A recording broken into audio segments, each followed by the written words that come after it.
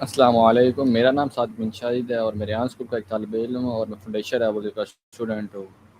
اور آج میں TED talk teach enable opportunity transforming life in Pakistan کا ریویو پیش کر رہا ہوں، جسے ریحان اللہ والا نے پیش کیا ہے۔ اس تاثر کن گفتگو میں ریحان اللہ والا بتاتے ہیں کہ ٹیکنالوجی کس طرح پاکستان میں لوگوں کی زندگیاں بدل سکتی ہیں۔ ان کے مطابق ایک اسمارٹ فون اور انٹرنیٹ صرف رابطے کا ذریعہ نہیں بلکہ تعلیم، روزگار اور ترقی کے لیے نئے دروازے کھلنے کا وسیلہ بھی ہے۔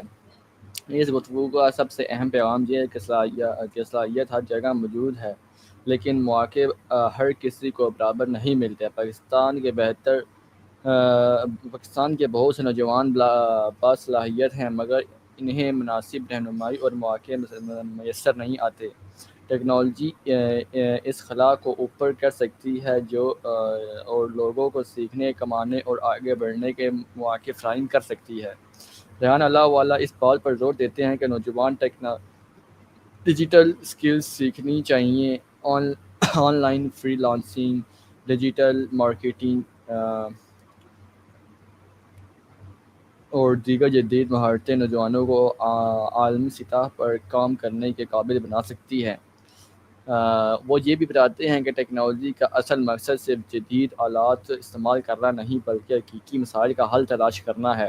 اگر ٹیکنالوجی کو درست انداز میں استعمال کیا جائے تو یہ غربت کم کرنے، روزگار پیدا کرنے اور معاشرے کی ترقی میں اہم کردار ادا کر سکتی ہے۔